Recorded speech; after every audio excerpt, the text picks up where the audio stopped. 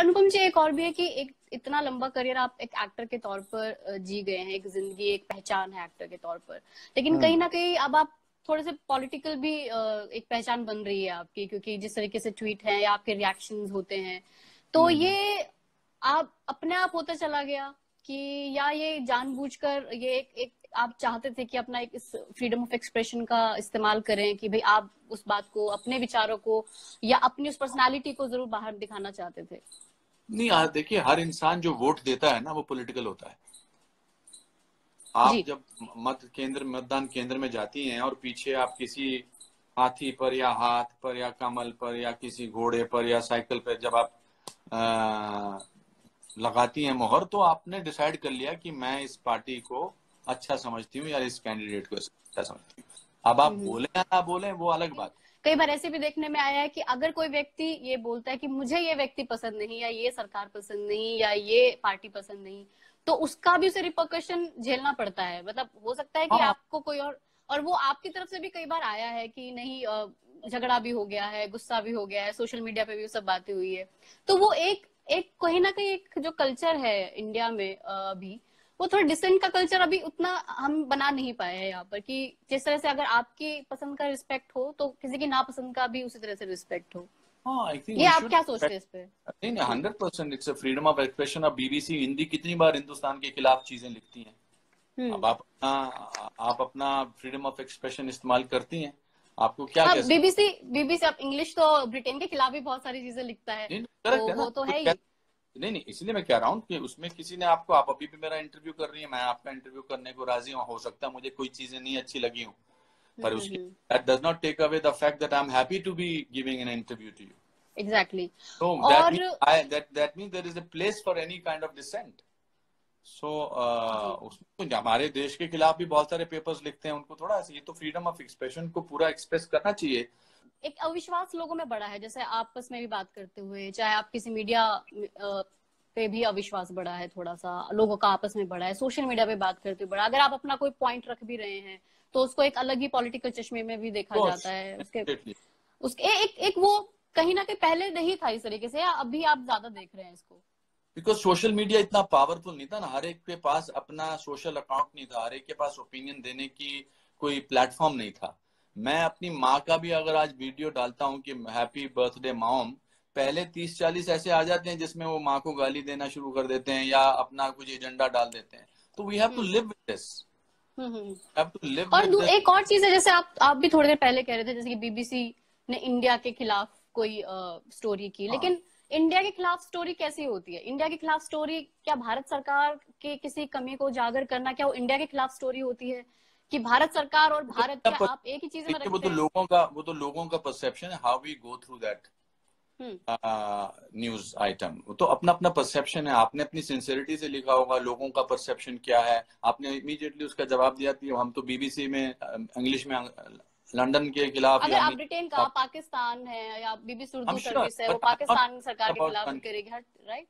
नहीं नहीं, वही हाँ मैं तो कह रहा हूँ। आपने जो मुझे एग्जांपल दिया कि बीबीसी इंग्लिश तो इंग्लैंड के बारे में भी खिलाफ लिखता है, तो that was your response to that. So I am not मतलब अगर वो कंसर्न। सरकार के खिलाफ, लेकिन वो कई बार जिस तरह से कहा कि इंडिया जैसे के खिलाफ, तो भारत सरकार और इंडिया क्या एक ही जैसे चीज है? देखिए, न्यूयॉर्क टाइम्स हैं, गार्डियन हैं, ये सारे अखबार हैं, ये बिना हमसे पूछे या बिना हमारी बात के, जो सही है, वो फ्रीडम ऑफ प्रेस है, वो कितनी कितनी स्टोरीज लिखते हैं, एक ही पॉइंट ऑफ व्यू से लिखते हैं। जैसे मुझे एज ए कश्मीरी, मुझे लगता है कि जिसको पुलित्जर प्राइज दिया गया है वो फोटो के लिए, वो कश्मीरी बच्ची को भी देना चाहिए था जिसके जिसके फादर को पुलिस वाले को मार दिया गया था, वो रोती हुई चिल्लाती हुई जो लड़की थी। तो ये अलग अलग पॉइंट ऑफ व्यूज हैं। ये तो how what you think of your country, that is how you react to it. अभी तो 1 साल होने वाला, आपने कश्मीर का खुद ही जिक्र किया, अब 370 हटे भी अगस्त में 1 साल हो जाएगा। तो अभी आप क्या सोचते हैं कि 1 साल के अंदर अंदर कहीं कुछ कोशिशें अब दोबारा शुरू हुई हैं कि कश्मीरी पंडितों को वापस वहां बसाया जा सकेगा, या क्या आप उसको लेके, आपका क्या नजरिया है? आई होप ऐसा शुरुआत हो। पहले तो 370 का हटना अपने आप में बहुत हिस्टोरिकल है, जो 60 साल में नहीं हुआ वो अपने आप में हुआ। जो एक गलती बहुत साल पहले हुई, वो जो 4,000 400,000 कश्मीरी पंडितों को, उनकी माओं को, उनकी बहनों को रेप करके निकाल दिया गया था। कश्मीरी पंडितों को दिन दिन दहाड़े गोलियां मार दी गई थी और 4 लाख कश्मीरी पंडित अपने ही घरों से निकाल कर अपने घर देश में रिफ्यूजीज की तरह रह रहे हैं। उनका फाइनल कहीं ना कहीं तो अच्छा, उनमें से किसी ने बंदूक नहीं उठाई, लाठी तक नहीं उठाई, कोई टेररिस्ट नहीं बना, कोई कुछ नहीं हुआ। सो दैट इज, वो उनका अपना धैर्य है। तो अब उनका वापस जाना जो है वो ऐसा तो है नहीं कि जो घर से निकाल दिए वहां जाके सेटल हो जाएंगे, बट एटलीस्ट एक स्टेप उठाए। उस स्टेप में मुझे उम्मीद है कि ऐसा आगे होगा। मैं नहीं तो शायद मेरे आने वाली पुश्तें वापस जाके रह सकेंगी। आपको लगता है दोनों समुदायों में अभी वो खाई है कहीं ना कहीं होगी, और शायद ये 370 के बाद जिस तरीके से पूरा लॉकडाउन रहा, वहां पर इंटरनेट भी बंद रहा, कहीं आपको लगता है कुछ मुश्किल होगा ये दोबारा से दो समुदायों के?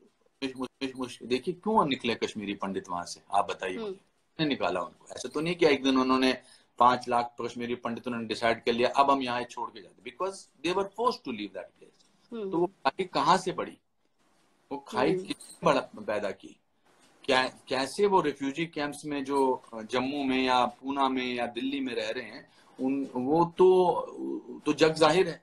हाँ, ये बात अलग है कि इस बात को दबाने की पूरी कोशिश की कि ये ट्रेजेडी हुई ही नहीं। इस पर कभी लोगों ने बातचीत नहीं की या इस पर कभी इस बात को उछाला नहीं गया। बट ये खाई भर सकती है। ऐसा नहीं मुझे लगता कि जितने भी हमारे मुसलमान भाई बहनें वहां पर हैं वो सबके मन में कश्मीरी पंडितों के लिए रोष है। बहुत सारे हमारे, जब मैं शिमला से कश्मीर जाता था, बहुत सारी फैमिली में हम उठते बैठते थे, खाना खाते थे, दोस्त होते थे, अभी भी हैं। और अनुपम जी, कभी ऐसा फील हुआ कि कभी गुस्से में बहुत सारी चीजें कह दी गई लेकिन बाद में रिग्रेट हुआ कि वो गुस्सा तो नहीं करना चाहिए था? ऑफ कोर्स, वो तो हमेशा होता है। हमेशा होता है। गुस्सा is the ugliest emotion in the world. अपने आप पर आपा खो देता है। होता है, बहुत बार होता है। कभी कभी लगता है कि बातें नहीं बोलनी चाहिए थी, चुप रहना चाहिए था। अगर आप तो पिछले 1-1.5 साल से मैं ज्यादा हर चीज पे कमेंट भी नहीं करता हूँ, अपना काम रखता हूँ।